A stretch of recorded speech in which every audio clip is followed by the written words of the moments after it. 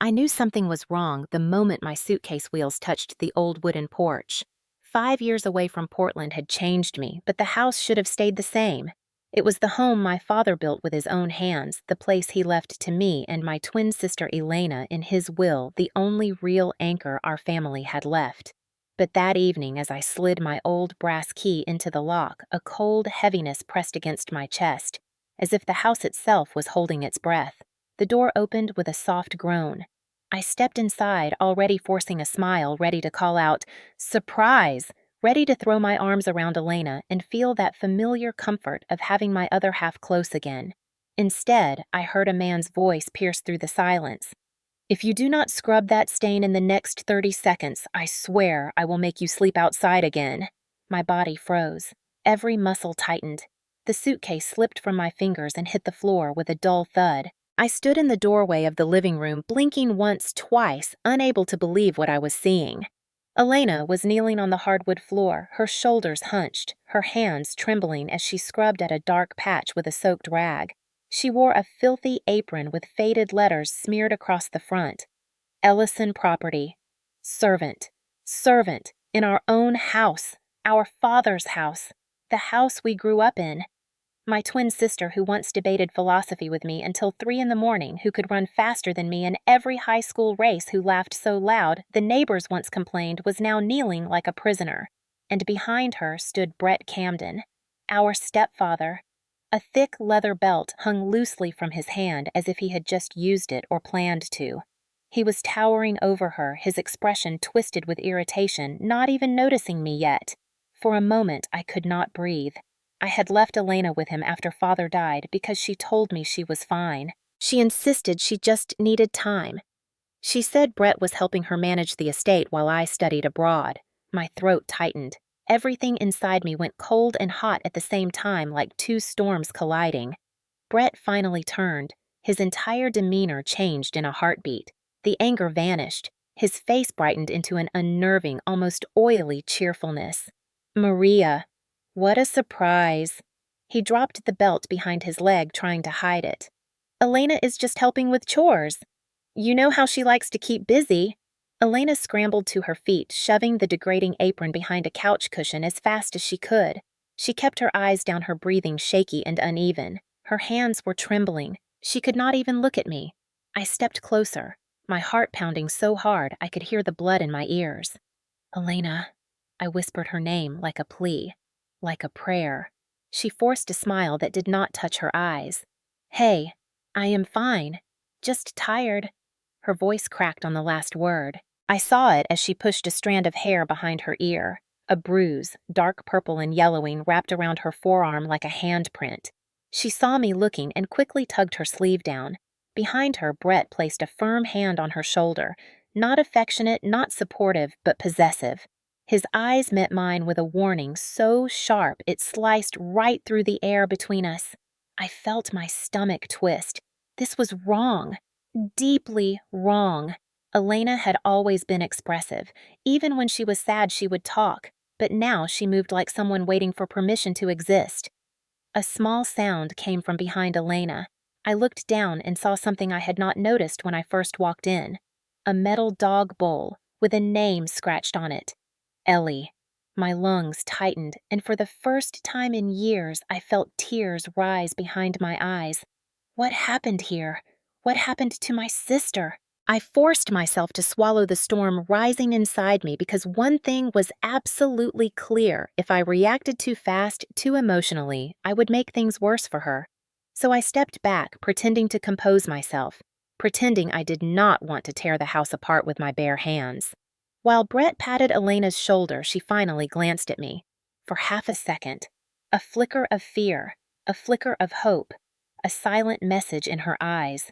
Do not say anything. Not here. Not now. My lips pressed together. A simple nod told her I understood, but inside, everything was spiraling. 5 years abroad had prepared me for many things, but nothing could have prepared me for the sight of my twin sister, my other half, living like this, kept like this, controlled like this. And one thought echoed louder than all the others. Whatever happened here, whatever this was, I was not leaving without her, not ever again.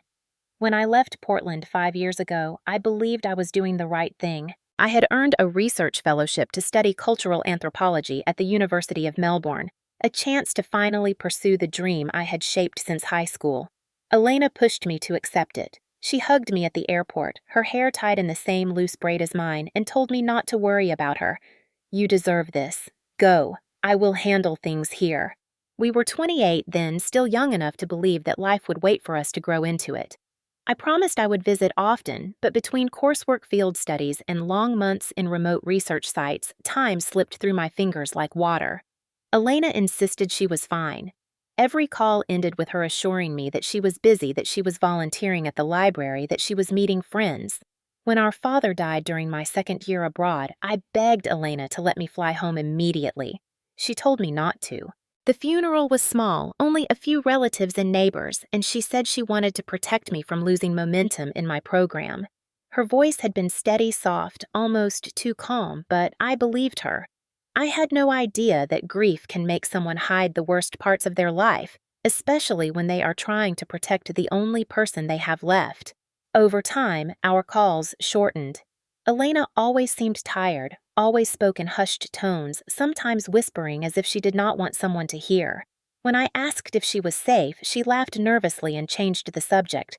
I told myself over and over that she was strong, that she was capable, that Brett had mellowed out since we were teenagers. I did not want to believe anything else. But stepping into the house that first night shattered every illusion I had carefully built to comfort myself. The moment Elena hid the apron behind the couch, the moment Brett draped his hand over her shoulder like she was a possession instead of a person, the moment I saw that bruise on her arm, I knew I had been catastrophically wrong. The house looked different too. Not physically. The layout was identical. The same wooden beams, the same fireplace, the same kitchen island our father built as a weekend project. But everything felt darker. The curtains were drawn tight, even though it was only early evening. Not a single lamp was on. The air smelled stale, like no one had opened a window in months. The walls were bare. All the family photos that once lined the hallway were gone. Even the smiling picture of Elena and me holding sparklers on our 18th birthday had vanished. When Brett finally left the room to answer a phone call, I walked slowly to the kitchen. The tile was grimy. The sink was full of dishes, not from a busy household, but from neglect. On the counter, I noticed a locked metal cash box and beside it a single folded piece of paper with Elena's handwriting.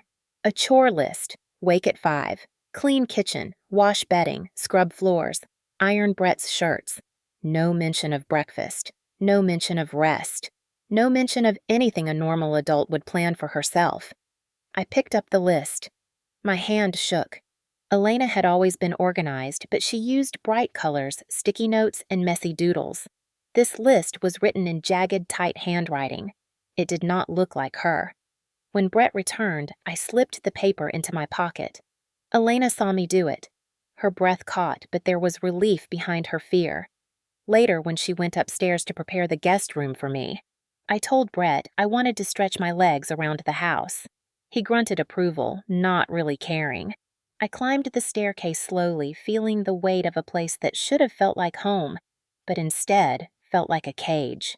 The first door on the left had a lock on the outside. A new, shiny deadbolt. I touched the metal. It was warm from the hallway light. My heart dropped into my stomach. I tried the handle. Locked.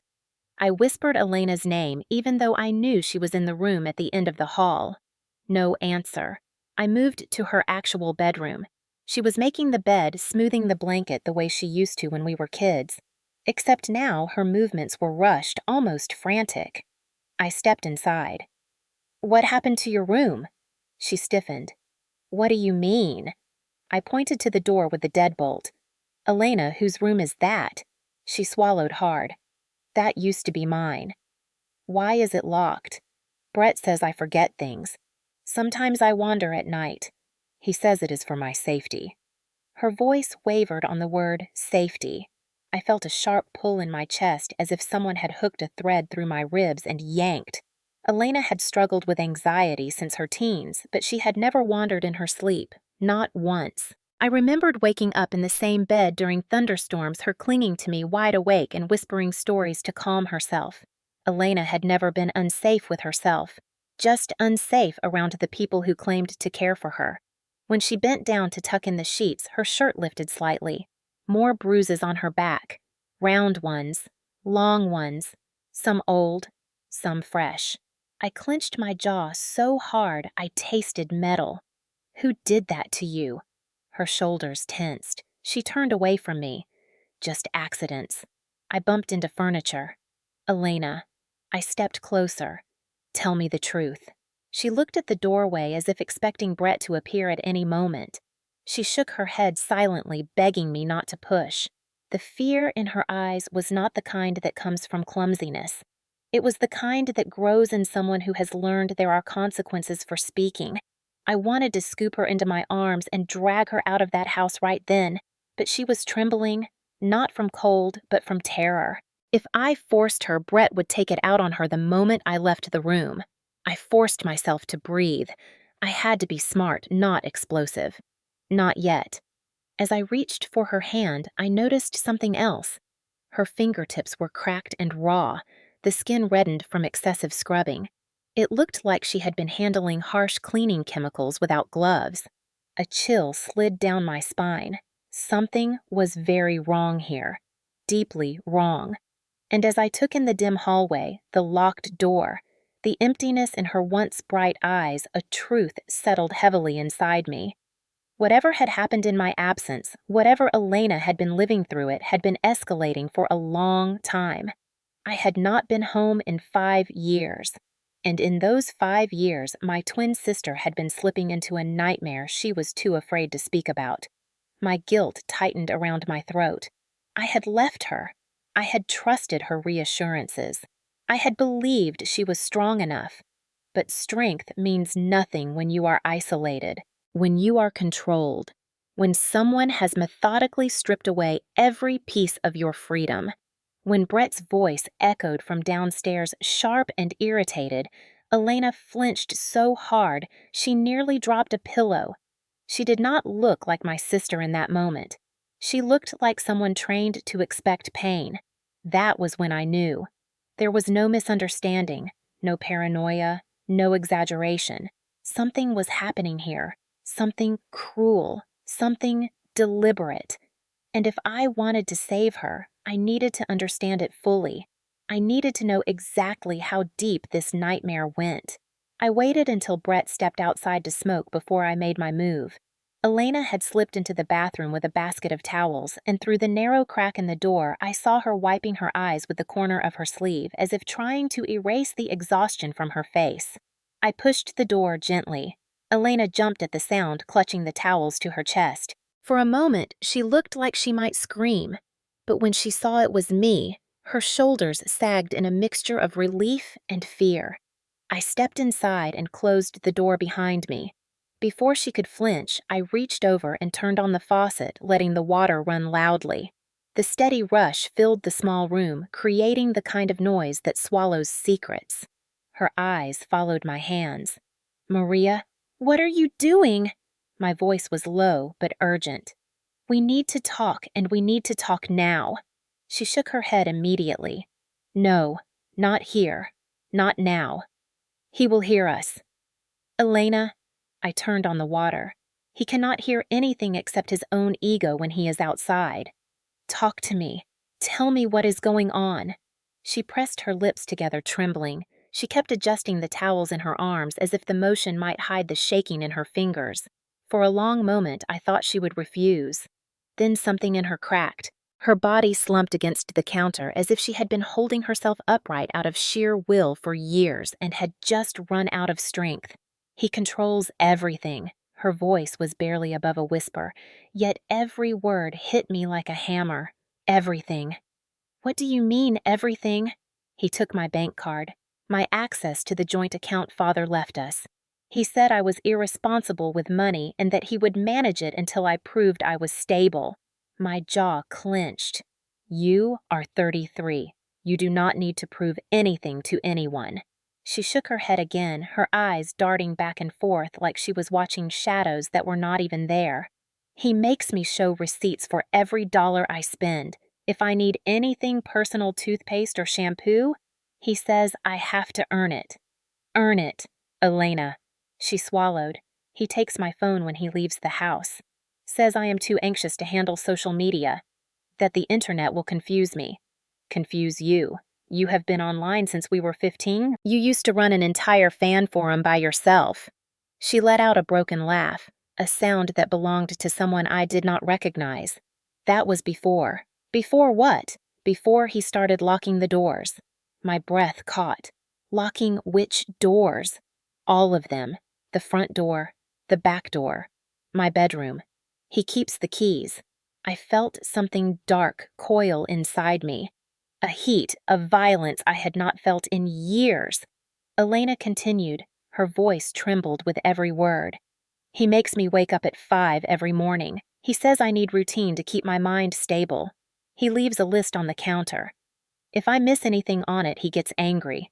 I had already seen part of that list. It read like the schedule of a servant, not a partner or family member. What does angry mean? She looked down at the towels. He yells, throws things, makes threats. What kind of threats? Her hands twisted in the fabric. He says he will send me to a psychiatric ward if I act out. Says I have episodes, that I am unstable, that I need supervision. Elena, you have generalized anxiety, not psychosis. You have never had an episode in your life. He says I do, and when he says it, I start to believe it. That was when she broke completely. Tears spilled down her cheeks, falling onto the towels she held like a shield. I stepped forward and pulled her into my arms. She did not resist. She clung to me like she had been drowning, and I was a piece of driftwood finally within reach. I should have gone with you. Her voice cracked. The words shook with years of swallowed fear. I should have left when you did. I held the back of her head, feeling the trembling beneath her hair. I should have taken you with me. But you told me not to come home. You said you were fine. I was trying to protect you. Her voice dropped to a whisper. Things started getting bad right after Father died. Brett said grief made me irrational. He said I needed structure. I was lonely. I believed him. I felt my heart twist. Elena had always been so open, so trusting. Someone like Brett knew exactly how to exploit that softness. What else has he done? She hesitated, and for a moment I thought she would stay silent. Then she pulled back just enough to look me in the eyes. He made me sign papers. My stomach turned cold. What papers? Something tightened in her throat. I do not know. I was having panic attacks. He said they were house management forms. Legal authorization for him to help me with bills. He said we needed to be efficient. Efficient. Elena, what did you sign? She shook her head. I do not know, Maria. I barely remembered my name that week. I was so medicated I could not even hold a glass of water without shaking. He put a pen in my hand and told me where to sign. I felt the blood drain from my face. Elena pressed her fingers to her temples, her voice shaking harder now. I remember one thing, just one. He said something about ownership, something about the deed. My heart stopped. The deed to the house. Our father's house. The house he left to both of us. Elena nodded slowly like she was confessing a crime she had been forced into. He said it was temporary, just until I got better. But then, when I asked him about it later, he said I was imagining things. He said I do not remember anything clearly because of my condition. Condition. The word tasted bitter in my mouth. Brett had used it like a weapon, chiseling away at her identity until she doubted her own memory. That is not all. Her voice broke. He said if I ever disobeyed him again, he would show the court the papers. He said they would declare me mentally unfit and take everything. Everything includes you, I realized, not just the house, your autonomy, your rights, your future. And you, she whispered. He said if he asked, they would put you on a no-contact list. He said you would be classified as a negative influence. I stared at her, the horror of it settling in slow and heavy. Elena wrapped her arms around herself. I have been so scared. I wanted to call you so many times. But he checks my phone. He reads my messages. He said if I ever told anyone, he would make me disappear the way he made my mother disappear. The room spun for a moment. Brett's first wife, Elena's mother. She had died when Elena was 16. A sudden medical event Brett had claimed. But Elena had always wondered. He said if I behaved, nothing would happen to me. But lately he has been getting worse, Maria. He has been angrier. He does not even hide it anymore. Sometimes I think he wants me gone. Her hands were shaking violently now. I grabbed them before she could pull away. Listen to me. You are not crazy. You are not unstable. You are not imagining anything. Everything you are describing is abuse. Every part of it. She whispered, I know, but I was so alone. And when someone tells you something every day, you start to believe them.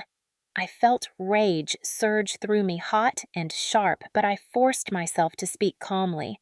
Elena, look at me. She lifted her eyes slowly. I am here now, and I am not going anywhere. Her breath hitched. You promise. I took her hands in mine. I promise, and I meant it with every piece of my being. But as I heard the back door slam downstairs and Brett's heavy boots stomp across the floorboards, one truth struck me with brutal clarity. Whatever came next would not be easy. And Brett Camden was not going to let go of his control without a fight. Brett's footsteps echoed through the hallway like a warning siren. Heavy, slow, deliberate. Elena went rigid. I could feel her breath quicken as if each inhale might betray her. I quickly turned off the faucet, grabbed one of the towels she had been holding, and pretended to fold it as the bathroom door creaked open. Brett stood there in the doorway, his frame filling the entire space, the smell of cigarette smoke clinging to him. His eyes flicked between us, sharp and suspicious. What are you two whispering about? Elena flinched so violently the towel slipped from her hands. I forced myself to remain steady. Nothing. I was just asking her where the spare sheets are. Brett stepped inside his boots, scraping against the tile as he moved closer. He was inches from me, and I could feel the heat of his breath sour with nicotine. He tilted his head slightly, studying my face for any crack in the lie. You sure that is all? His voice was quiet, almost gentle, but it carried the weight of a man who believed he owned the air in the room. I met his stare and held it. Yes, that is all. Elena stepped behind me, almost instinctively, using my body as a shield. Brett noticed. His lips curled in a smile that did not reach his eyes. You know, Maria, you have always been the dramatic one, even when you were younger. You liked making problems where there were none. He tapped the bathroom wall lightly with his knuckles, almost affectionate, except his eyes were glinting with something venomous. Elena is fine. Aren't you, honey? Elena's throat bobbed as she swallowed. Yes, I am fine. The words came out small, almost mechanical. Brett smirked. See? No issues, no drama. Everything is just perfect here. My hand tightened around the towel, my nails digging into the fabric. Perfect. That was the last word I would ever use to describe what I had just heard in this house. Brett took a step closer to Elena. His hand brushed her shoulder. I watched her flinch. Something inside me snapped. Stop touching her. The room seemed to freeze. Brett's eyes slowly shifted to me, narrowing in disbelief. Excuse me. I stepped in front of Elena. You heard me. Stop touching her. His face twisted. The polite mask he had worn since I arrived cracked right down the middle. He grabbed a glass on the sink and hurled it across the room. It shattered against the tub shards scattering across the floor. Elena jumped back, her hands flying to her mouth. Brett moved toward me so fast I hardly had time to react. He got inches from my face, towering over me, rage pouring out of every line of his body. You do not tell me what to do in my house. This is not your house. The words came out before I could stop myself. His jaw clenched. What did you say? I stepped closer until I could see every vein pulsing along his temple. This house belonged to my father. It belongs to Elena and me. You have no right to touch her, order her around, or treat her the way you do. His expression shifted from shock to furious amusement. You think you know something. He turned to Elena. Did you tell her? Did you tell your sister how unstable you are? How I have to do everything around here because you can barely manage your own mind?" Elena shook her head desperately. "Brett, please, Maria does not understand." I grabbed her hand. "No, Elena, I understand perfectly." Brett's laughter was sharp like glass grinding together. "You want to know the truth. Fine." He grabbed Elena's arm and yanked up her sleeve before she could pull away.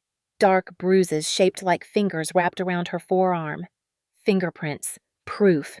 Pain flashed across Elena's face as Brett held her in place. "See this? She did this to herself. She gets clumsy. Falls all the time." I jerked forward and slapped his hand away from her. "Don't touch her." He towered over me, breathing hard, nostrils flaring. He pointed a trembling finger at me. "Back off or I will make sure she disappears for good."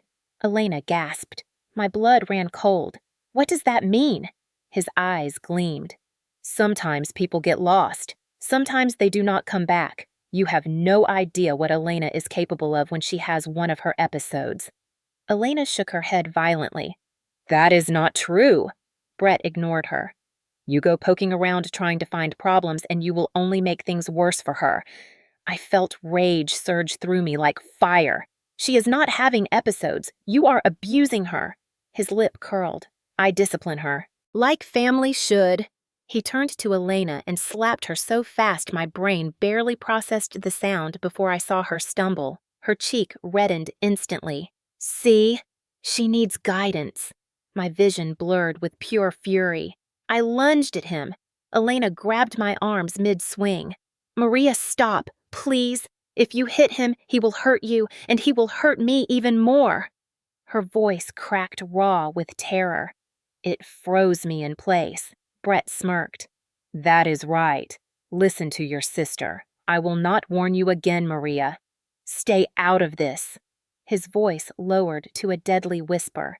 "If you try to interfere, I will bury you both." Elena's tears streamed down her face, and she clung to me like she was trying to hold me back from walking into a fire. Brett stormed out of the bathroom and down the hallway. A moment later, a door slammed loud enough to make the mirror tremble. Elena collapsed against the counter. Her whole body shook. I touched her cheek gently where the slap had landed. She winced but did not pull away. "He has been doing this for months." Her voice broke. "Maybe years. And I thought if I could just be good, if I could just follow the rules, it would stop." I cupped her face, forcing her to meet my eyes. "This is not your fault. None of it is your fault." She sobbed into my shoulder. I wanted to fight him right then, to drag Elena out the front door and never look back, but her trembling hands on my arm reminded me why I could not. Brett was escalating, losing control, becoming unpredictable. One wrong move and he might do something even more dangerous. I tightened my hold on her. "Listen to me. We are going to get out of this. I promise," she whispered. "How?" "He has everything. The money, the house, the papers. He says the law is on his side." I pulled her closer. "Then we will find someone whose side the law is really on. And I swear to you, Elena, no matter what it takes, I will not let him touch you again." Outside the bathroom door, I heard Brett's slow footsteps return, pacing the hallway like a predator guarding his territory. Elena shivered against me. It was clear now. Brett would not stop until someone made him, and that someone was going to be me. I did not sleep that night. Every time the house creaked or the heater clicked on, I jolted awake, convinced Brett was coming down the hallway to finish whatever rage he had been fighting to contain. Elena slept fitfully beside me in her childhood bedroom, curled into a tight ball like she was trying to make herself disappear. I lay there staring at the ceiling, replaying every word she had whispered in the bathroom. Panic attacks, medication, papers she could not read, threats to disappear her, threats to disappear me. None of it made sense until one name surfaced in my memory. Dr. Evelyn Hart. When we were younger, she had been the only therapist Elena trusted. She had treated Elena during her worst college years when anxiety had pulled her under like a riptide. If anyone knew the truth about what Elena had been going through during the last few years, it would be her. I waited until Brett slammed the front door to leave for work. The moment I heard his truck pull out of the driveway, I grabbed my keys. Elena looked at me with panic in her eyes. "Maria, you cannot leave me here with him." I squeezed her hands. "He is gone for the morning. I will not be long, I promise. I will be back before he even knows anything is different." She hesitated, then nodded slowly, though fear hung heavily on her face. I hugged her tightly before rushing out the door. The drive to Dr. Hart's office felt endless. The winter sky hung low and gray over Portland, pressing against the windshield like a warning. When I reached the familiar brick clinic, my chest tightened with both hope and dread. The receptionist recognized me immediately.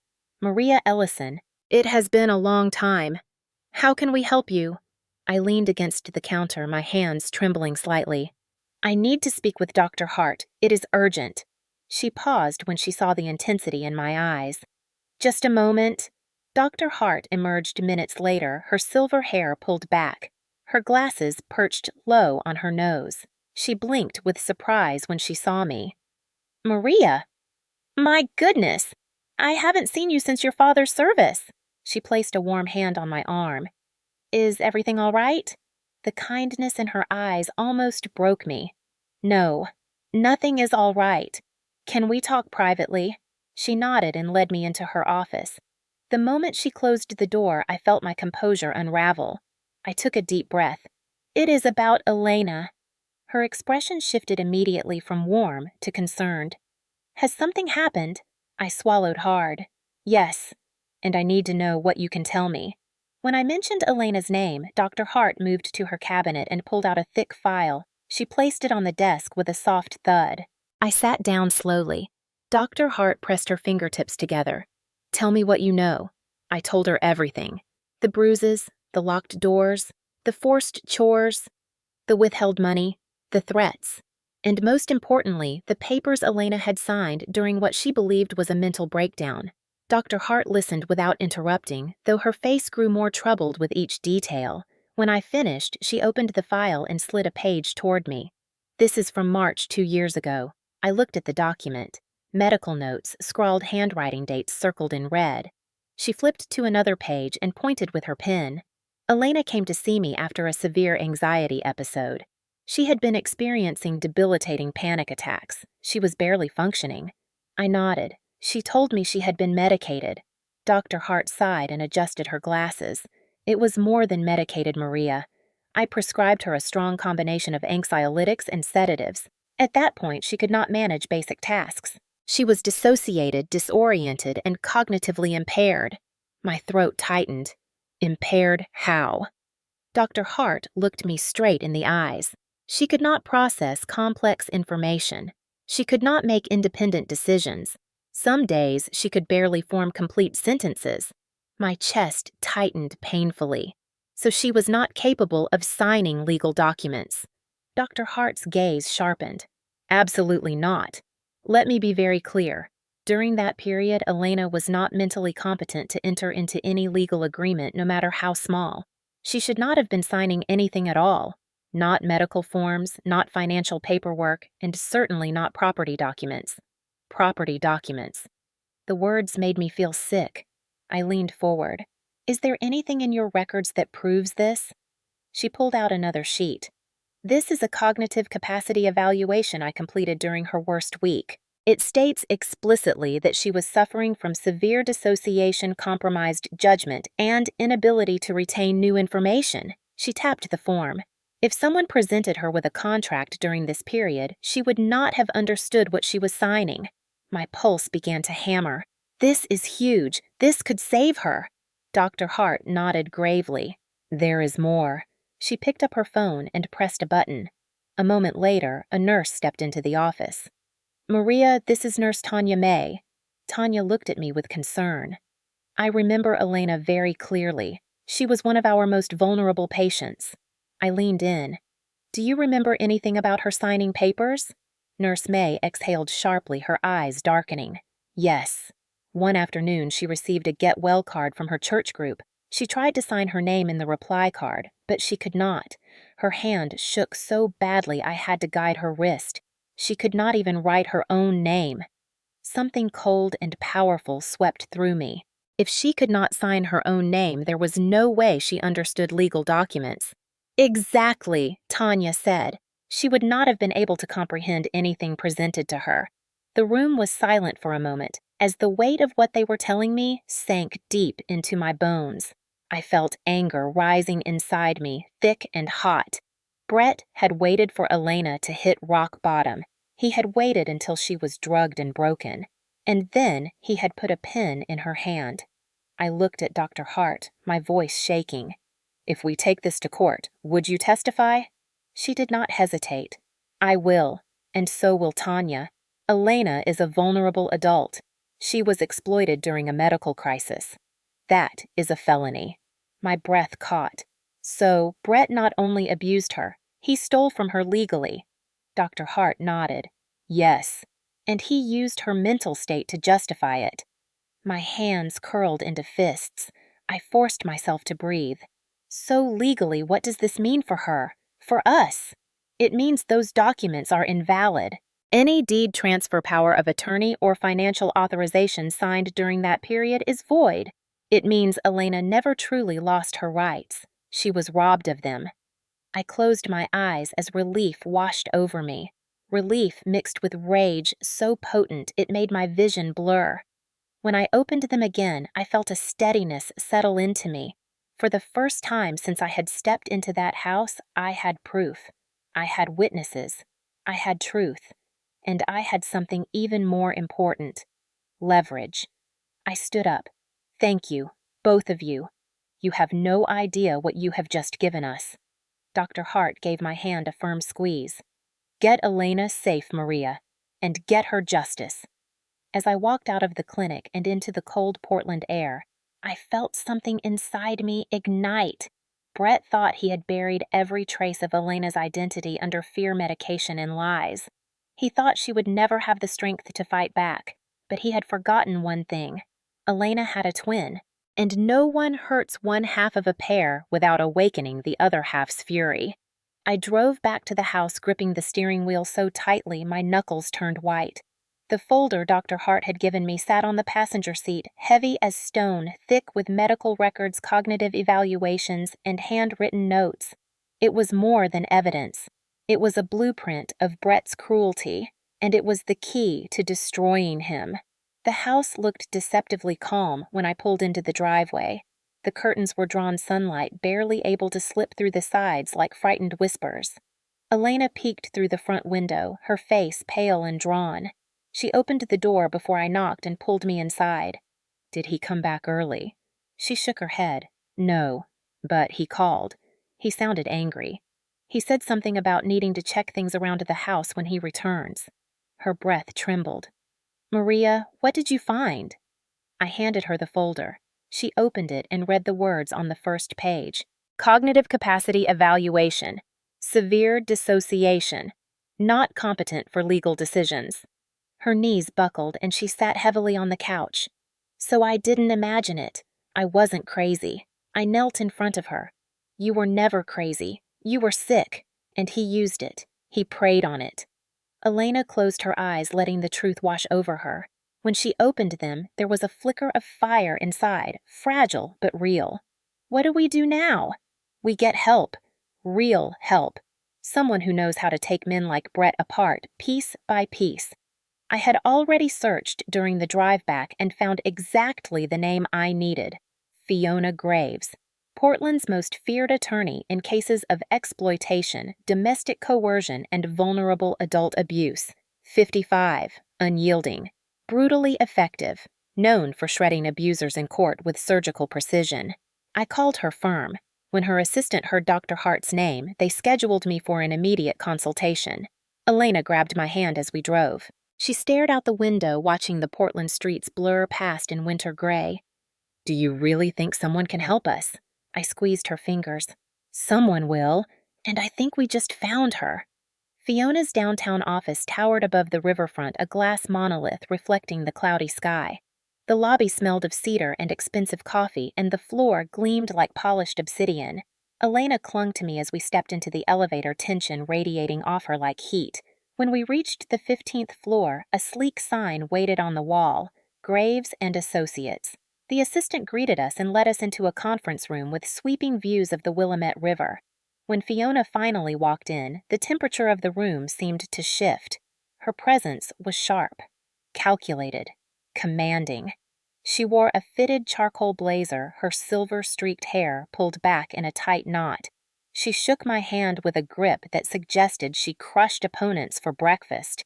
Her eyes went immediately to Elena. "You must be the sister he has been tormenting." Elena blinked.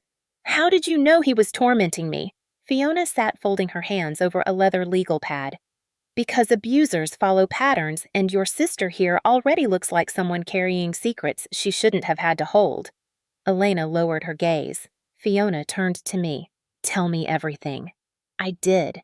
I told her about the bruises, the locked doors, the list, the threats, the papers, and finally the medical records. Fiona listened, expression unreadable, but I could see the calculation behind her eyes growing sharper with each word. When I placed the folder from Dr. Hart on the table, she opened it slowly like she already knew what she would find, but still wanted confirmation. After a few pages, she exhaled. "This is worse than I expected." She tapped a paragraph with her pen. Elena was severely cognitively impaired during the time she signed the documents. Legally impaired. She flipped the page. "This means any contract signed during this window is voidable under Oregon statutes for vulnerable adult exploitation, and that," she said with cold satisfaction, "is what will bury Brett." Elena stared at the table. "But he kept telling me the law was on his side, that I gave him the house, that the courts would believe him over me." Fiona let out a low laugh. "Abusers always think they are smarter than the system, until the system is pointed directly at them." She leaned forward. "What Brett has done is not just domestic abuse. It is exploitation, coercion, fraud. And if he forced you to work, if he used threats to keep you as a domestic servant in your own home, then under federal statutes that qualifies as human trafficking." Elena gasped. "Human trafficking?" Fiona nodded. "Domestic servitude is a legally recognized form of trafficking when coercion, threats, or medical vulnerability are involved. And your case," she said, flipping through the papers again, "is a textbook example of all three." I felt a surge of vindication in my chest. "So what happens now?" Fiona placed her pen down and began outlining a plan. "Step 1. We send him a formal notice demanding he surrender all property rights and compensate Elena for unpaid labor, medical trauma, and damages. We will give him 48 hours to respond." Elena's eyes widened. "What if he refuses?" Fiona raised a brow. "He will refuse. They always refuse." Step 2. When he refuses, we file both a civil lawsuit and a criminal complaint. Civil will reclaim the house and award financial damages. Criminal will involve the district attorney and possibly the FBI for trafficking and exploitation. Step 3. We notify the press. Public pressure destroys abusers faster than any legal motion can. Portland Chronicle will eat this story. Exploited twin, deed stolen during medication, house theft, abuse. It is the perfect storm. Step 4. She smiled, and the smile was all ice. We freeze every asset he has, bank accounts, his truck, his investments, everything. If he tries to fight, he will do so with nothing. Elena's breath shook. "That sounds like war." Fiona lifted her chin. "It is war. A war he started. A war we will finish." I felt something ignite inside me. Not hope, not yet, but the beginning of it, like the spark before a flame. Elena found her voice. "What if he comes after us?" Fiona's expression hardened.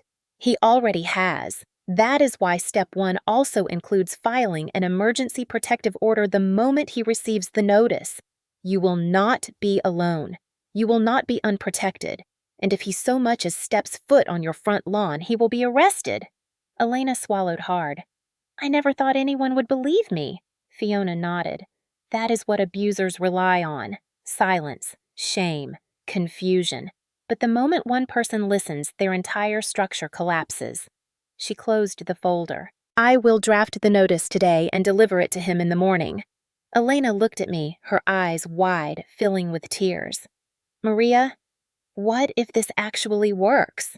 I reached for her hand. It will, because we are not fighting him alone anymore. Fiona stood.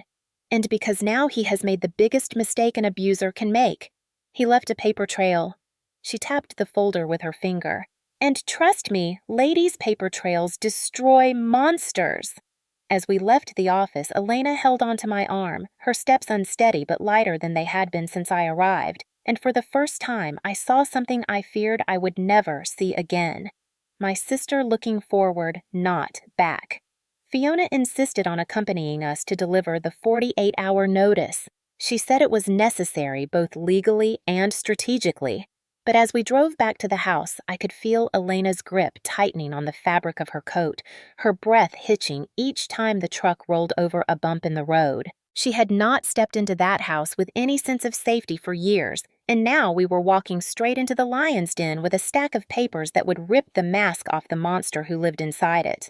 When we pulled into the driveway, Brett's truck was already parked at a crooked angle. The front tire pushed up onto the edge of the lawn as if he had screeched in without caring where he stopped. The front door was slightly ajar. Elena froze. He leaves it like that when he is in one of his moods. Fiona stepped forward with the confidence of a general marching into battle. Good. Then he will not pretend to be charming today. That will make this easier. We entered the house. The air was thick with the acrid smell of cigarettes and stale beer. Brett was in the living room hunched over a bottle head snapping up when he heard our footsteps. His eyes narrowed the moment he saw me, then flicked to Elena, who instinctively moved behind my shoulder. Then he noticed Fiona. His jaw tightened. And who the hell are you? Fiona strode forward without hesitation. I am the attorney representing Elena Ellison. Brett let out a bitter laugh. Attorney? For what? Fiona's voice remained calm, almost cold. For the crimes you have committed against her. The words seemed to hit him like a slap. His eyes darkened. What crimes? I have done nothing but take care of her. Elena's breath hitched, and I stepped slightly in front of her. Fiona pulled out the envelope and placed it on the coffee table. This is a formal notice. You have 48 hours to return full property ownership to Elena and compensate her for unpaid labor medical exploitation damages and trauma. Brett stood up so quickly his chair toppled backward and cracked against the wall. Compensation. Property. Trauma. His voice rose with each word.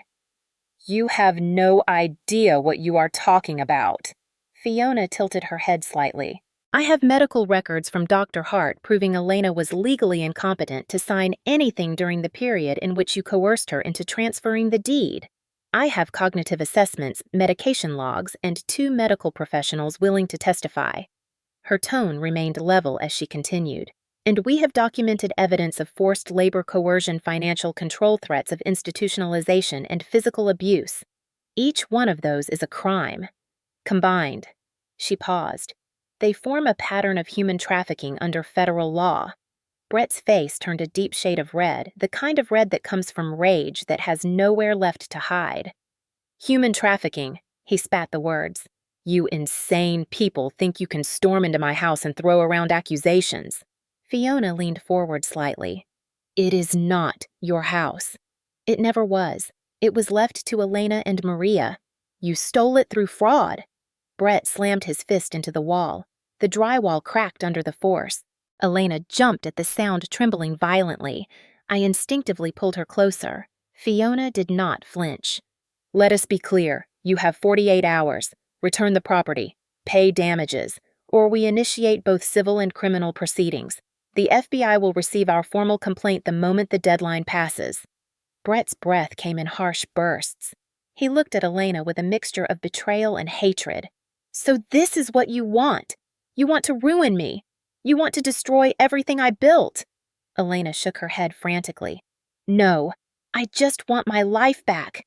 Brett's laugh was sharp and cruel. Your life. Your life is whatever I say it is, and you are nothing without me. I felt a surge of anger so strong I nearly stepped toward him, but Fiona lifted one hand, subtly stopping me. Brett turned his gaze on me next.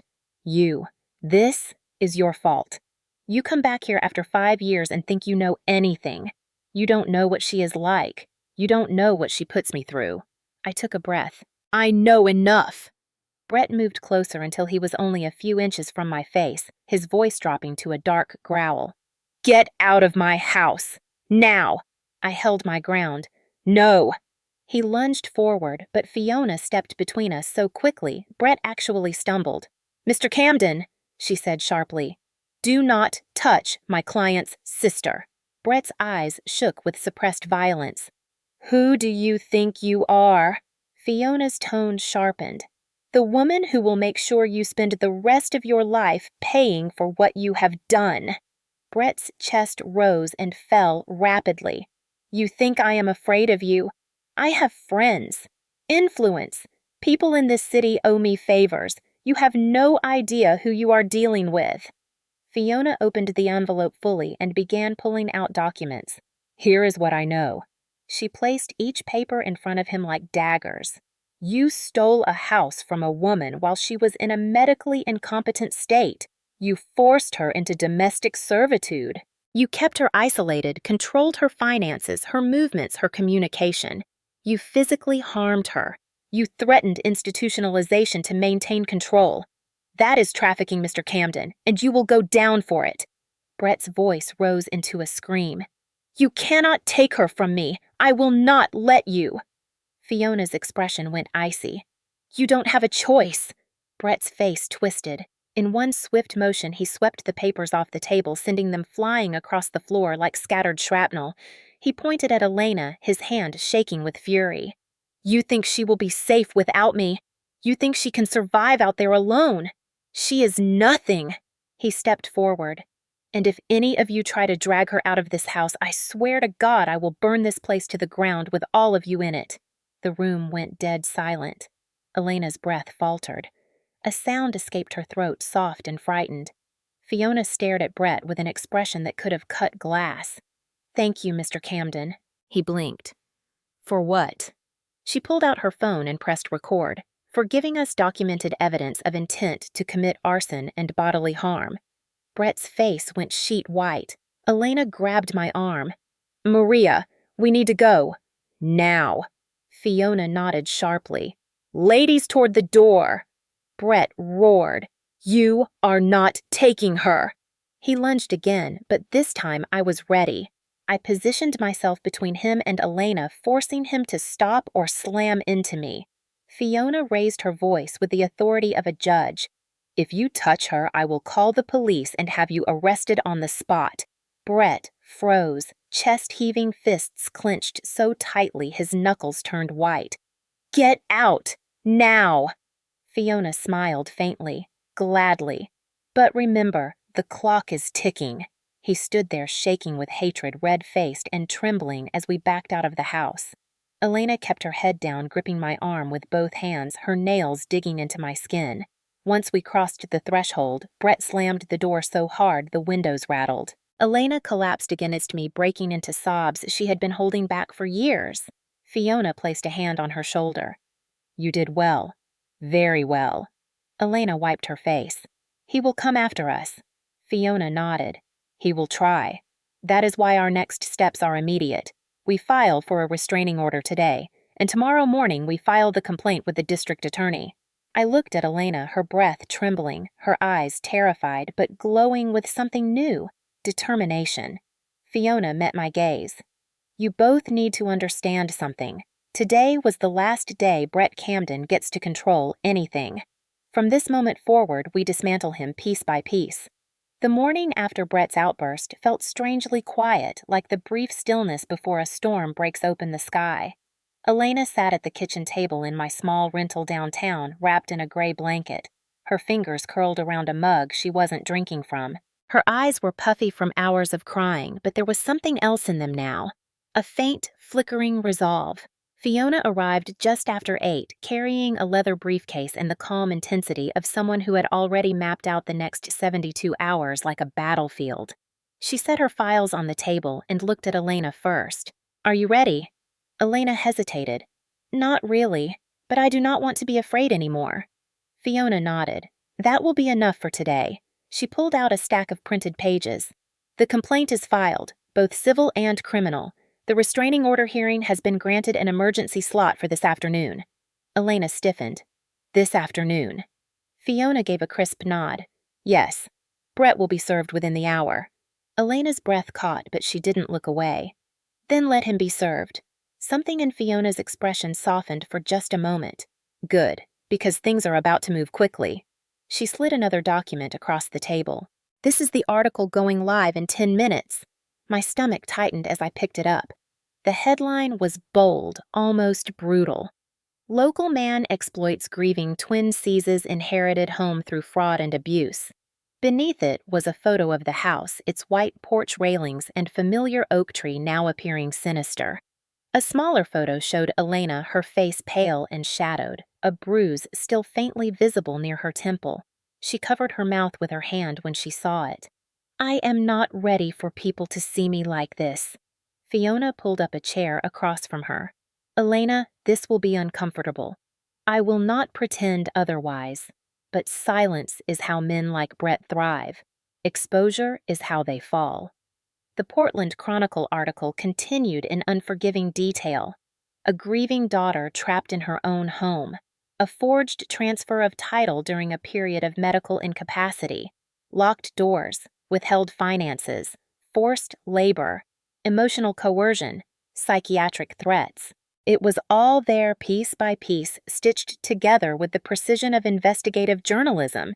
They had even interviewed neighbors, friends of our father, and an old co-worker of Elena's who said she disappeared from her job without explanation. Fiona glanced at her watch.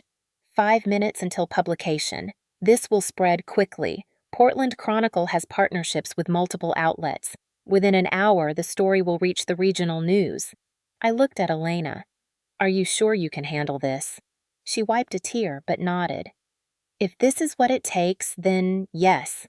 Let them see what he did. The moment the article went live, Fiona's phone buzzed non-stop. Journalists requesting statements, a local TV station asking for comment, a domestic violence advocacy group offering support. Elena watched in stunned silence as her name, her stolen life, burst into the public sphere like a shockwave.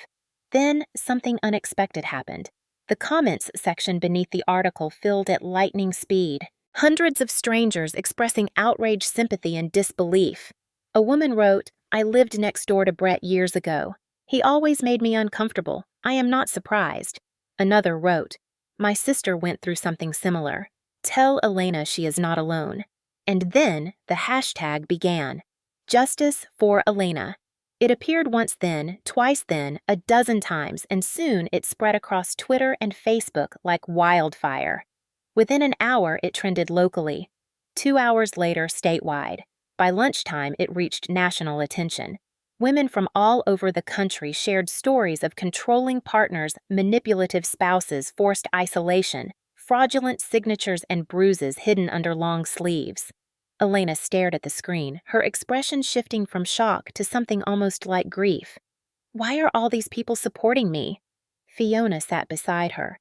Because you are telling the truth, and because countless women have lived versions of your truth in silence. Elena pressed a hand to her chest. I did not know anyone cared. They do. More than you realize. Around noon, someone knocked on the apartment door. I tensed instantly, but Fiona gestured for me to relax. It's all right. I invited them. A reporter from KGW News stepped inside with a camera woman. Elena froze like a frightened deer. Fiona leaned in to whisper, You do not have to speak on camera unless you choose to, but the public pressure will help.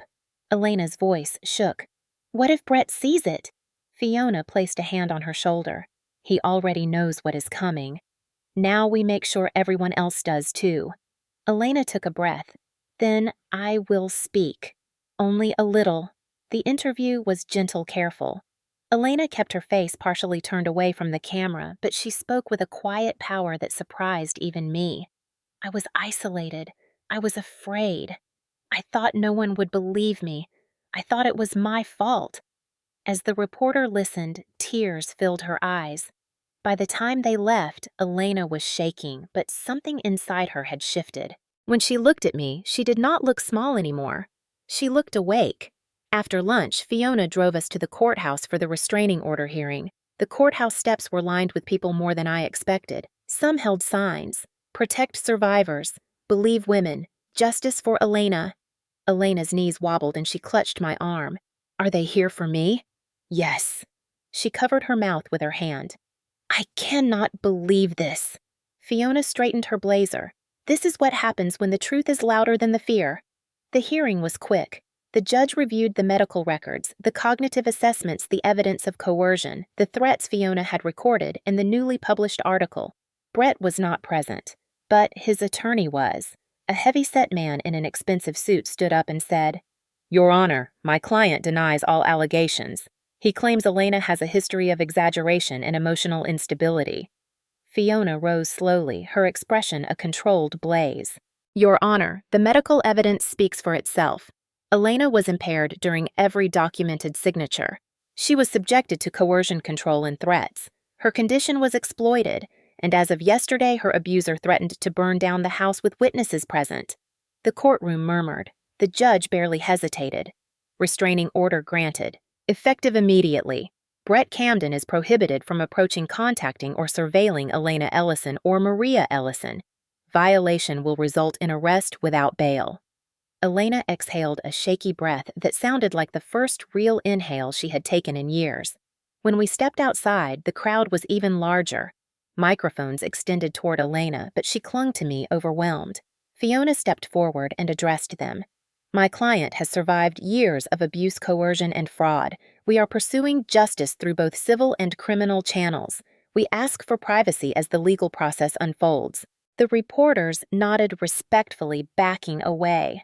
On the walk back to the car, several women approached quietly. One hugged Elena gently and whispered, "You are so brave." Another placed a small card in her hand. "Call me if you ever need a safe place to stay. The local women's shelter." Elena looked at the card as though holding a lifeline. Back in the car, her voice broke softly. "Maria, I did not know people cared about what happens in houses like ours." Fiona turned the engine on. "Unfortunately, it happens more often than anyone admits. But you spoke, and now the city is listening." Elena pressed her forehead against the cold window. "Portland feels different today." Fiona smiled. "It should. Because today, the truth finally stepped into the light." By the time we reached the apartment again, messages poured in from old classmates, co-workers, distant relatives, and neighbors who had been too afraid to intervene. Donations appeared in Elena's name, offers for legal help, therapy, community support. For the first time in years, Elena looked like she could breathe. But as she curled up on the couch, I saw something flicker through her expression. Relief. Yes. Gratitude, yes. But also fear. She whispered it without looking up. "Maria, what if Brett doesn't follow the restraining order?" Fiona answered before I could. "Then he will prove exactly who he is, and we will be ready." The morning of the civil hearing arrived with a cold Portland drizzle, the kind that clings to your skin and sinks beneath your clothes. Elena stood beside me in the courthouse hallway, her posture stiff. Her fingers curled tightly together as if she were afraid her hands might give away how hard she was shaking. Fiona walked ahead of us, heels clicking sharply against the marble floor. Every sound she made echoed with confidence, authority, precision. She moved like someone who knew the outcome before the battle even started. Elena looked at me, her voice small. "Do you think he will show up?" I swallowed. "I do not know, but his lawyer will, and that is enough for today." She nodded weakly. The courtroom doors opened, and we entered a room filled with quiet tension. Reporters sat in the back row with notebooks poised. A few neighbors were scattered around the benches, including Mrs. Clay, who once baked cookies for us in elementary school. When Elena saw her, she sucked in a sharp breath and looked down. Brett had stolen more than her house. He had stolen her sense of belonging. Brett himself was not there, but his attorney sat at the defendant's table. A broad man with dark hair slicked back so tightly it looked painful. He sorted his papers aggressively, clearly preparing a show. Fiona placed her briefcase gently on our table and leaned toward us. "Remember, today is civil. We are focusing on property capacity and fraud, but every piece of this hearing will help the criminal case." Elena nodded, though her breath trembled. the bailiff called the room to order. Judge Marlene Hadley stepped in, a stern woman in her early 60s with sharp cheekbones and a gaze that could silence an entire parade. She adjusted her glasses and looked across the courtroom. This is the matter of Ellison versus Camden regarding the validity of property transfer documents. Counsel, are you prepared to proceed? Fiona rose. Yes, Your Honor. Brett's attorney stood as well. We are prepared, Your Honor. Fiona motioned to Elena. Your Honor, before we begin, my client would like to remain seated during this proceeding for health reasons. The judge nodded sympathetically. Ms. Ellison may remain seated. Brett's attorney rolled his eyes slightly, but the judge caught it and fixed him with a glare so sharp he sat down instantly. Fiona began by presenting the timeline. 3 years ago, Elena suffered severe mental health collapse following her father's death. She was under the care of Dr. Evelyn Hart and nurse Tanya May. During this period, Elena was prescribed heavy sedatives and anxiolytics that significantly impaired her cognitive abilities. Fiona held up the medical evaluation. Documented, verified, unquestionable. Brett's attorney rose. Your Honor, my client maintains that Ms. Ellison was fully aware of what she signed. She was of sound mind and simply wished to delegate household responsibilities to her partner. The judge raised a brow. During a period of documented dissociation and medical impairment. Brett's attorney hesitated, then replied stiffly. She signed voluntarily. Fiona stepped forward, her voice ringing with precision. Voluntarily means nothing if the person lacks capacity. She motioned toward the courtroom doors. Your Honor, I would like to call our first witness, Dr. Evelyn Hart. There was a quiet murmur as Dr. Hart approached the stand. She looked calm, professional, but her eyes softened when she saw Elena. After she was sworn in, Fiona began. Dr. Hart, how long have you treated Ms. Ellison? 12 years, on and off depending on her needs. And can you describe her condition during the month these documents were signed? Severe panic disorder with dissociation. She was disoriented, cognitively impaired, and incapable of making independent legal decisions. Brett's attorney immediately objected. That is a subjective opinion. Fiona countered instantly. It is a medical assessment documented in her clinical records, which Your Honor has in front of her. The judge flipped through the pages, her expression firm. Objection overruled. Continue. Fiona nodded. Dr. Hart, in your professional opinion, was Ms. Ellison capable of understanding the implications of signing property transfer documents? Absolutely not. She could not even reliably complete a phone call or recall conversations. She was in a fog. It would be medically unethical to present her with legal paperwork. Fiona asked, Did Mr. Camden contact you regarding her mental state? Never. His attorney stood again. Doctor, is it not true that people with anxiety can still make rational decisions? Dr. Hart met his gaze evenly. Yes. But Elena was not merely anxious. She was incapacitated. She was in crisis, a crisis Brett exploited. The lawyer tried again. How can you be certain she did not understand the forms? Because she could not read through a paragraph without losing focus. She could not drive. She could not cook. She could not hold a pen steadily. My notes document her inability to sign her own name. The courtroom murmured again. That simple fact struck harder than any legal argument. Fiona turned. The plaintiff calls Nurse Tanya May. Tanya walked to the stand and confirmed everything Dr. Hart described. She added details that made Elena squeeze my hand tightly. One afternoon, she tried to sign her name on a card. Her writing was illegible. Her hand had to be guided. She would not have understood anything placed in front of her without assistance. Brett's attorney looked rattled. Fiona delivered the next blow. Your Honor, we request the introduction of Exhibit E, a copy of a signature comparison. Elena's signature from before her breakdown, against the scrawl on the deed transfer papers. The judge examined them closely. She frowned. This does not even resemble her signature. The defense attorney sputtered. She was under stress. People change under grief. The judge set the papers down sharply. Enough! Fiona approached the bench with calm confidence. Your Honor, Elena Ellison was exploited while she was mentally incompetent. These documents are the product of fraud, coercion, and abuse. Brett Camden manipulated a vulnerable woman into relinquishing her home. a home that her late father intended to be shared between his daughters. Her voice grew firmer.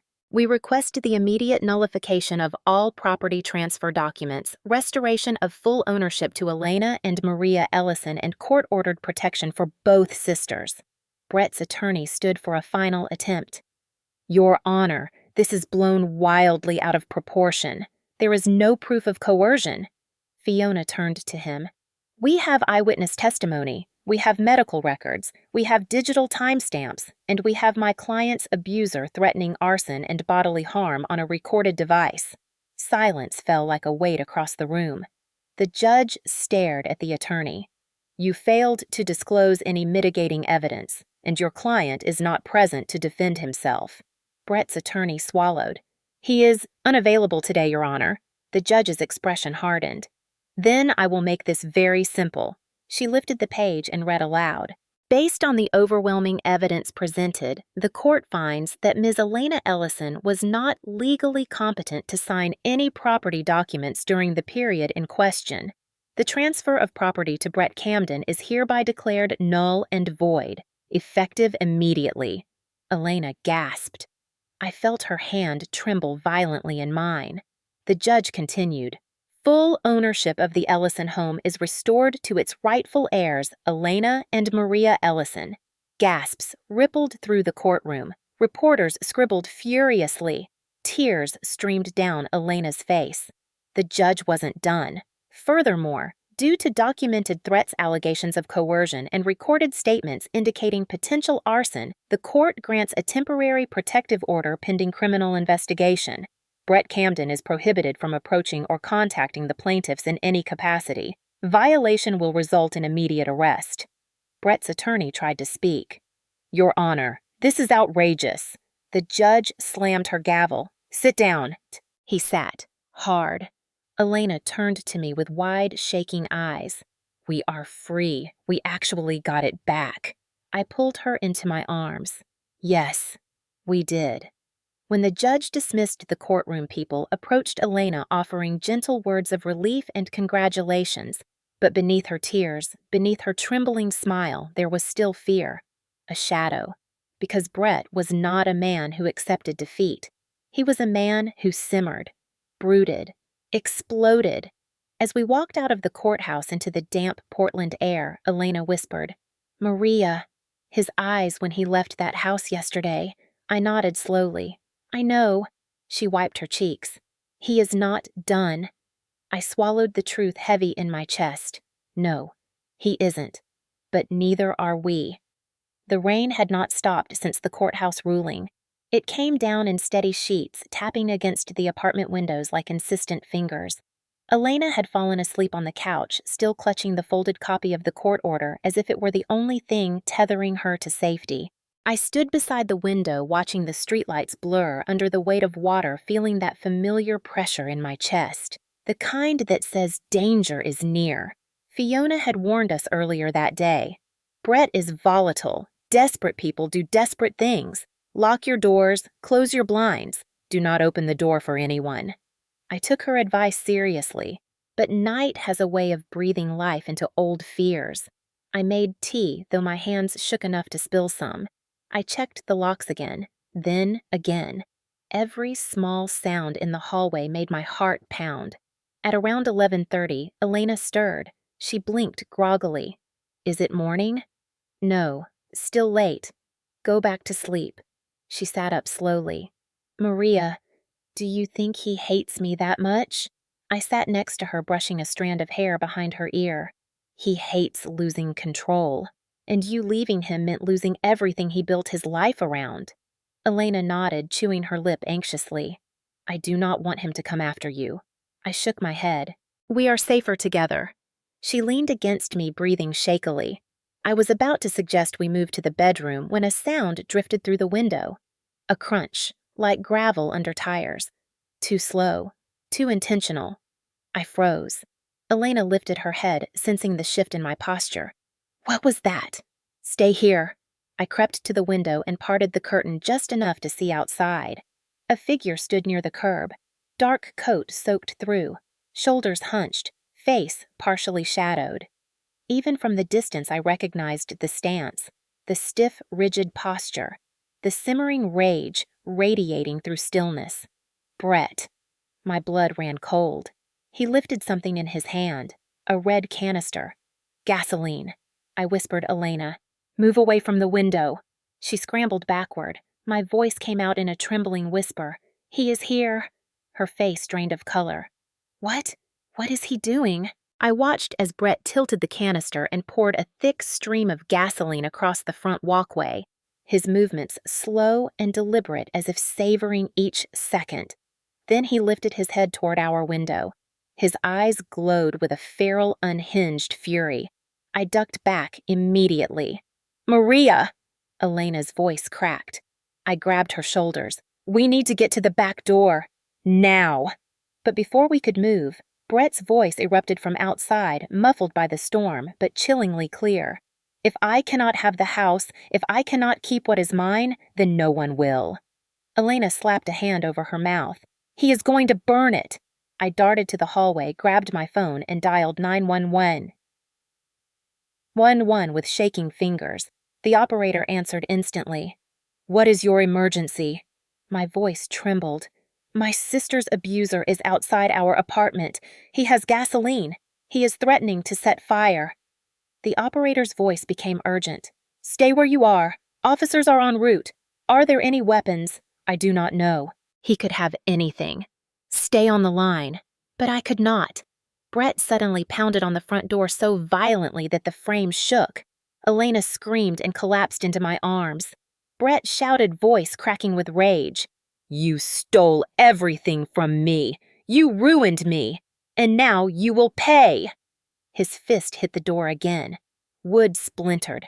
I dragged Elena toward the kitchen, the back door. He cannot block both exits at once. But as we reached the kitchen, a loud crash echoed from the living room. Glass. Shattering. Brett had thrown something through the window. I turned and saw flames licking the edges of a rag soaked in gasoline.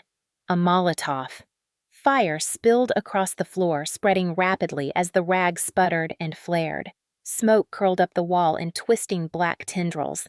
Elena screamed, coughing. Maria! We cannot breathe! Get low! Stay low!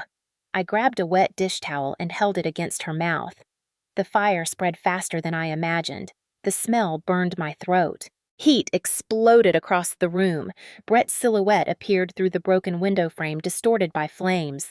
He climbed through the shattered glass, one hand gripping a hammer, eyes crazed. Elena sobbed. Maria, he is coming in. I shoved her behind me. Run to the back door, now! Brett stepped forward, flames behind him casting monstrous shadows. He lifted the hammer. You think a piece of paper will stop me? You think anyone will protect you? Elena backed toward the kitchen doorway, but Brett lunged. I grabbed the nearest thing I could reach, a wooden broom handle leaning against the wall. I raised it just as he swung the hammer. The weapons collided with a loud crack that vibrated through my arms. Brett snarled, pushing forward. Elena shrieked, stumbling toward the hallway. I blocked another swing, my wrists screaming in pain from the impact. Brett's voice was a guttural growl. You took everything from me. Everything! He shoved forward, knocking me off balance. I crashed against the counter, pain jolting up my spine. The broom handle slipped from my hands. Brett lifted the hammer again, his face twisted with rage. Elena screamed, Maria! I forced myself to roll away just as he brought the hammer down. It smashed into the tile, sending shards flying. I grabbed a cast iron pan from the stove. Heavy, dense, dangerous. Brett yanked the hammer loose and swung again. The pan caught the blow with a violent clang, sparks flying as metal collided with metal. He stumbled backward.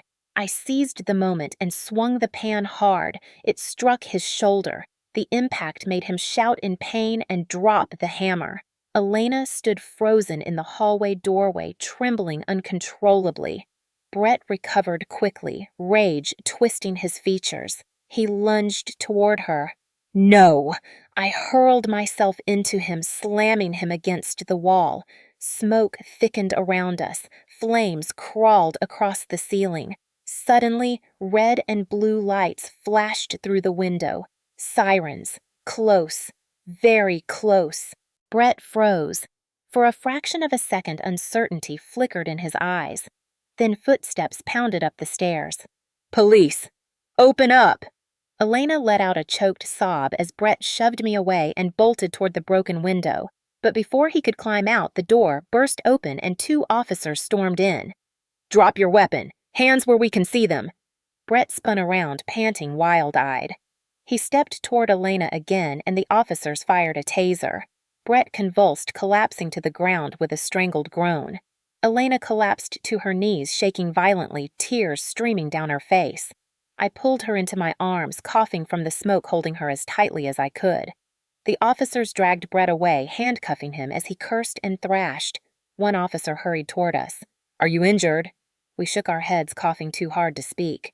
Firefighters stormed into the apartment, spraying foam across the burning floor. Minutes felt like hours. When the flames were finally out and the smoke began to thin, Elena looked up at me with trembling lips. You saved me. I hugged her, my voice cracking. No, we saved each other. She buried her face in my shoulder, sobbing. Is it over? I looked at the charred floor, the broken window, the ruined furniture, the officers dragging Brett down the stairs. I exhaled slowly. It will be. Soon.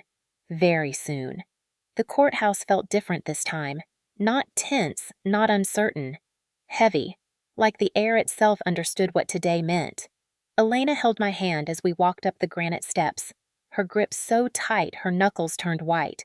She wore a long-sleeve blouse to hide the old bruises and a soft scarf around her neck, but no amount of fabric could hide the fear still living beneath her skin. Yet she walked forward anyway. That alone was a kind of victory. Reporters lined the walkway but stayed respectful, giving her room. A few murmured, "That's her." The sister, the twin, the survivor. Elena kept her eyes down. I could feel her trembling through my arm. Fiona met us at the courthouse entrance, crisp black suit hair pinned tightly, expression sharpened to a blade. "Today is straightforward," she said. "The evidence is overwhelming. The district attorney is pushing for maximum federal charges." Elena swallowed hard. "Will he be here?" Fiona nodded. "Yes. He was transported from county holding an hour ago." Elena's breath shuddered. I squeezed her hand. We face him together. The courtroom filled quickly. Members of the public squeezed into the back rows. Several women from advocacy groups sat near the front, offering Elena gentle smiles of support. Even Mrs. Clay was there again, her old hands clasped tightly in her lap. When the bailiff called the session to order, everyone stood. Then Brett was brought in, shackled at the wrists, shackled at the ankles, his face blotchy, his hair unkempt, his eyes wild with the same rage that once echoed through our hallway. Elena lurched slightly, her breath catching in her throat. I steadied her. Brett scanned the room until he found us. The moment he saw Elena, he jerked forward, restrained only by the officer gripping his arm. He snarled something under his breath, but the officer tightened his hold, forcing him to sit. The judge entered moments later. Judge Alvarez, a man known for harsh sentences in cases involving family violence and coercive control. He adjusted his glasses, looked out over the courtroom, and said in a low, steady voice, "Let us begin." The district attorney rose. "Your Honor, we present the charges against defendant Brett Camden, and we seek sentencing according to the full extent allowed under federal and state law." She read them one by one, each charge landing like a hammer. Arson, attempted murder, fraud, coercion, financial exploitation of a vulnerable adult, human trafficking. The last charge triggered a wave of gasps through the room. Elena's eyes widened, filling with tears. She fought hard not to let fall. The district attorney continued.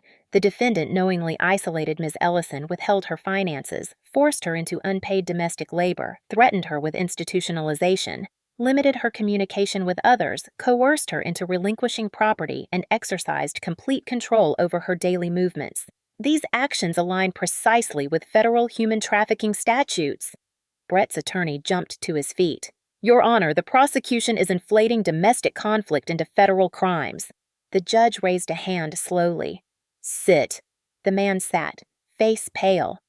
The district attorney then called Dr. Hart, who repeated her medical findings. Elena was in no condition to sign anything. She was medically incapacitated. She was vulnerable, and Brett seized the opportunity. Next came Nurse May, who described guiding Elena's trembling hand so she could sign basic intake forms. Then came two neighbors who testified to hearing yelling, seeing Elena cleaning outside at late hours, sometimes in cold weather, sometimes crying, always looking frightened. Then came the fire marshal, who confirmed accelerants were found at the scene of the apartment fire. Clear evidence of intentional ignition. Then the officer who arrested Brett. He projected the audio recording from the night of the fire across the courtroom. Brett's voice filled the room. "If I cannot have the house, no one will." Elena flinched violently, covering her ears. I wrapped my arm around her shoulders, and she leaned into me, trembling. When the audio ended, the judge leaned back, expression grim. Brett's attorney attempted a defense anyway. "Your Honor, my client was under extreme emotional distress. He lost his partner. He felt betrayed. The judge cut him off. No emotional state excuses arson fraud or an attempt on the lives of two women. The defense attorney stuttered, then sat in defeat. The judge turned to Elena. "Ms. Ellison, would you like to give a statement before sentencing?" Elena froze. Her lips parted, but no words came. She shook her head, breathing shallow. Fiona touched her arm. "You can say nothing or say everything. Either way, the court will hear you." Elena looked at the judge, tears brimming but unshed. Her voice came out barely above a whisper. "I just want to be safe. I want my sister safe. I want to live without fear. I want my life back." She swallowed hard. "And I want him to never hurt anyone again." A hush fell. The judge nodded slowly. "Thank you, Ms. Ellison." Then he turned to Brett. "Mr. Camden, stand for sentencing." Brett stood shaking with barely controlled fury. His lawyer whispered something to him, but Brett's jaw remained locked. The judge scanned the charges once more. "The evidence presented in this court is overwhelming. You exploited a vulnerable woman. You isolated her, controlled her finances, stole her property, inflicted psychological and physical harm, and attempted to destroy evidence and take lives by fire. These acts are not impulsive. They are calculated." The room held its breath. "Therefore, this court sentences you to the following. For human trafficking, 18 years in federal prison without possibility of early release. For fraud and exploitation of a vulnerable adult, 5 years consecutive. For arson and attempted murder, an additional 16 years consecutive." A gasp rippled through the courtroom. 50 years. Brett surged forward. "This is a lie. She is lying. They are all lying." Elena screamed when he lurched instinctively, covering her head, but officers swarmed instantly, shoving him back into his chair and restraining him. The judge slammed his gavel. "One more outburst, and you will be removed from this courtroom for the remainder of the session." Brett continued to thrash. "She did this. She ruined my life. She belongs to me."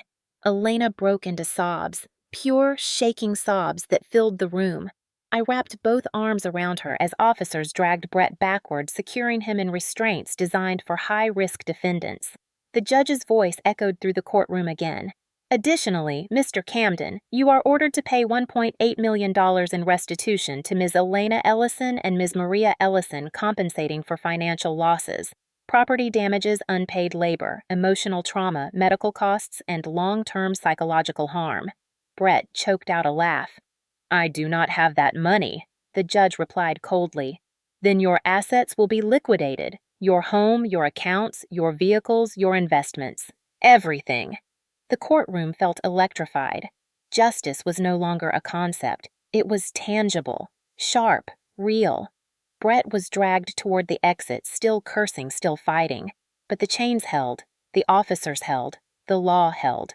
As he disappeared through the doors, Elena pressed her face against my shoulder and whispered between sobs, "He cannot hurt us anymore."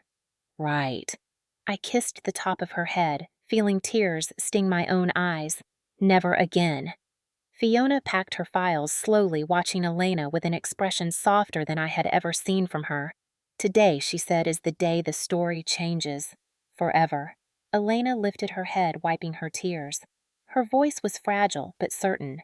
"I am free." We walked out of the courthouse into bright afternoon sun.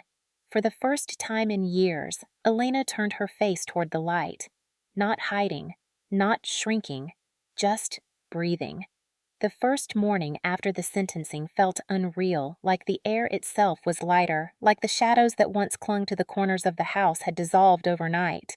Elena sat at the kitchen table, wrapped in a soft gray sweater I had bought her years ago, the one Brett had stuffed into a storage bin to keep her from wearing anything that reminded her of her old life. Now she held a mug of chamomile tea in both hands, breathing in the steam, eyes distant but calmer than I had seen in a very long time. I watched her as I rinsed the breakfast dishes, marveling at how different she looked without fear tightening her expression. For the first time in what felt like forever, she looked like my twin again. Not broken, not diminished, just Elena. "Are you ready?" I asked gently. "The contractor will be here soon." She nodded slowly, a small smile forming. "I am ready to open this house again, Maria. It has been closed for so long." She glanced toward the living room, her gaze landing on the boarded-up back door where Brett had once burst through with violent desperation. Her smile wavered, but she inhaled deeply. "It is time to make this place ours again." We started with the living room, pulling aside the heavy blackout curtains Brett had installed to keep the world out. When sunlight flooded through the windows, Elena closed her eyes and tilted her face toward the warmth. The room looked different instantly, brighter, safer, human again. We spent the next few hours clearing out the remnants of Brett's control, the surveillance gadget he had hidden behind a framed painting, the alarm system only he had codes for, the metal latch on Elena's bedroom door he installed so she could be locked in from the outside. The contractor arrived at noon, a kind-faced middle-aged man named Tom who had lived in our neighborhood for decades. He took his cap off respectfully when he saw Elena. "Heard about what happened," he said, voice thick with sincerity. "I am real sorry you went through all that, but you are safe now. We will fix everything." Elena nodded, her eyes moist but grateful. "Thank you." Tom and his crew began by repairing the areas damaged by the fire and forced entry. They worked methodically, removing charred wood panels and replacing them with fresh beams, painting over scorch marks, restoring the floors. Elena and I stood in the hallway watching them. "It feels symbolic," I murmured, "like the house is healing with us." Elena wiped a tear that escaped. "It was hurt too," she whispered, "but it survived. So will we." Over the next few weeks, the restoration became a ritual. Every nail hammered, every wall freshly painted, every broken hinge replaced felt like stitching up old wounds. Elena gained strength with each repaired room. She began therapy with Dr. Hart twice a week, sometimes coming home with red eyes but a lighter spirit. One evening, she sat beside me on the couch, hugging a pillow to her chest. I told her, Elena said quietly, about everything. About the nights he made me sleep on the porch. About the medication he withheld if I disobeyed. About how he made me apologize to him for things he did. Her voice trembled, but she continued. "Dr. Hart said the fear I feel even when he is gone is normal. That healing is not a straight line." I nodded and stroked her arm gently. Healing is not supposed to be fast or perfect. It is supposed to be real. Elena leaned into me, resting her head on my shoulder. "I am glad you came home, Maria. I thought I was disappearing." I wrapped my arm around her. "I will never leave you again." As the house transformed, so did Elena's daily rhythms. She slept through the night without waking up crying. She walked to the local market alone for the first time in years, returning with trembling hands but a proud smile. She began cooking again, humming softly as she stirred pasta sauce. Even the way she moved changed. She no longer flinched at sudden sounds. She no longer apologized for existing. One morning, she announced she wanted to repaint her room. "I want it yellow," she said shyly, "like sunshine." We spent an entire Saturday choosing the exact right shade. Elena insisted it be warm, but not too bright soft, but not washed out. We painted together, laughing when we dripped on the floor, teasing each other when our lines looked crooked. When the room was finished, she stood in the doorway and touched her heart. "It feels like mine again."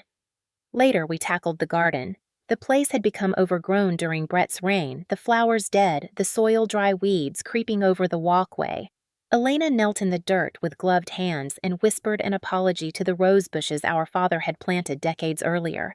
We trimmed, watered, replanted. New life took root. Sunset found us leaning against each other on the porch swing, watching the yard glow with hints of the future. "I think Dad would be proud," Elena murmured. "He always wanted us to take care of this place." I smiled. "And we are together." Healing was not only about the house. It was about Elena reclaiming pieces of herself. She enrolled in a support group for survivors of coercive control. She connected with women who understood the silent terror of being dominated by someone who claimed ownership over their lives. She began reading again, something Brett used to punish her for insisting books were a waste of time.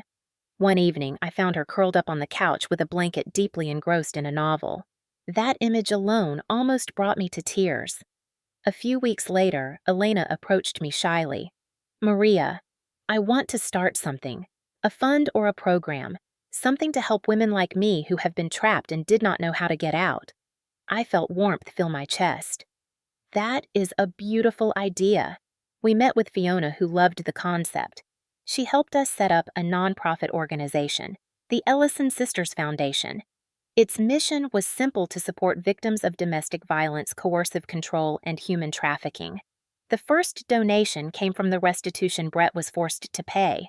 Using the money he tried to control her with to help others felt poetic and just. On the day we officially registered the foundation, Elena cried quietly in the car. Not from sadness, from rebirth. Months passed and life slowly settled into something gentle, something hopeful, something ours. One evening, as we sat on the porch watching the garden lights flicker, Elena reached for my hand.